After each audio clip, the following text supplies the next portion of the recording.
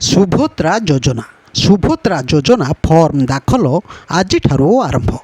ରାଜ୍ୟରେ ସୁଭଦ୍ରା ଯୋଜନା ଫର୍ମ ଦାଖଲ ଆଜିଠାରୁ ଆରମ୍ଭ ହୋଇଛି। ସୁଭଦ୍ରା ଯୋଜନା ପାଇଁ ସେପ୍ଟେମ୍ବର 1 ତାରିଖଠାରୁ ଆବେଦନ ଆରମ୍ଭ ହୋଇଥିବା ବେଳେ ବୁଧବାର ସେପ୍ଟେମ୍ବର 4 ତାରିଖରୁ ଏହି ଫର୍ମ ଅର୍ଥାତ୍ ଆଜିଠାରୁ ଦାଖଲ ଆରମ୍ଭ ହୋଇଛି। ଉପମୁଖ୍ୟମନ୍ତ୍ରୀ ପ୍ରଭାତୀ ପରିଡ଼ା ମଙ୍ଗଳବାର ବିଧାନସଭାରେ ସୂଚନା ଦେଇଛନ୍ତି। ବିରୋଧୀ ଦଳ ପକ୍ଷରୁ ଆଗତ ମୁଲତବୀ ପ୍ରସ୍ତାବ ଆଲୋଚନାରେ ଉତ୍ତର ଦେଇ ଉପମୁଖ୍ୟମନ୍ତ୍ରୀ କହିଛନ୍ତି ଯେ ସୁଭଦ୍ରା ଯୋଜନା ଫର୍ମ ପୂରଣ ପରେ ଫର୍ମ ସହିତ ଆବେଦନକାରୀଙ୍କୁ କେବଳ ଆଧାର କାର୍ଡ଼ର ନକଲ ଦାଖଲ କରିବାକୁ ପଡ଼ିବ। ସେମାନେ ମୋ ସେବା କେନ୍ଦ୍ର, ଜନସେବା କେନ୍ଦ୍ର ଓ ଜିଲ୍ଲାପାଳଙ୍କ ଦ୍ୱାରା ନିରୂପିତ ସ୍ଥାନ ଓ କାର୍ଯ୍ୟାଳୟରେ ଫର୍ମ ଦାଖଲ କରିପାରିବେ। ଏହି ଯୋଜନାର ଲାଭ ପାଇବା ପାଇଁ ସୋମବାର ଉନ୍ମୋଚିତ ହୋଇଥିବା ୱେବ୍ ପୋର୍ଟାଲରେ ସମସ୍ତ ତଥ୍ୟ ଉପଲବ୍ଧ ରହିଛି।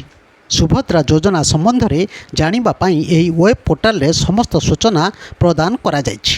ସୁଭଦ୍ରା ଯୋଜନା ସମ୍ବନ୍ଧୀୟ କୌଣସି ନୂଆ ଘୋଷଣା ମଧ୍ୟ ମହିଳାମାନେ ଏହି ୱେବ୍ ପୋର୍ଟାଲରେ ପାଇପାରିବେ। ସେଥିନିମନ୍ତେ ଏକ ଟୋଲ୍ ଫ୍ରି ନମ୍ବର ମଧ୍ୟ ଜାରି କରାଯାଇଛି।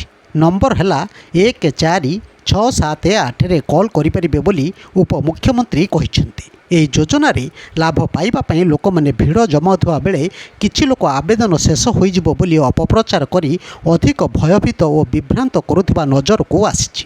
ତେବେ ଏ ପ୍ରକାର ବିଭ୍ରାନ୍ତିକର ପ୍ରଚାରରେ କେହି କର୍ଣ୍ଣପାତ ନ କରିବା ପାଇଁ ସେ ଅନୁରୋଧ କରିଛନ୍ତି। ଉପମୁଖ୍ୟମନ୍ତ୍ରୀ ଆହୁରି କହିଛନ୍ତି ଯେ ପର୍ଯ୍ୟନ୍ତ ଶେଷ ହିତାଧିକାରୀ ପଇସା ପାଇନାହାନ୍ତି ସେ ପର୍ଯ୍ୟନ୍ତ ଆବେଦନ ପ୍ରକ୍ରିୟା ଚାଲୁ ରହିବ। ଏ ନେଇ ଲୋକେ ଚିନ୍ତିତ ହୁଅନ୍ତୁ ନାହିଁ ବୋଲି ସେ କହିଛନ୍ତି। ବ୍ୟୁରୋ ନ୍ୟୁଜ୍ ଓଡ଼ିଶା କଥା ୟୁଟ୍ୟୁବ୍ ଚ୍ୟାନେଲଟିକୁ ଆପଣମାନେ ଦେଖୁଛନ୍ତି। ମତାମତ ଦିଅନ୍ତୁ, ଲାଇକ୍ କରନ୍ତୁ, ସବସ୍କ୍ରାଇବ୍ କରନ୍ତୁ ଓ ସେୟାର ମଧ୍ୟ କରନ୍ତୁ।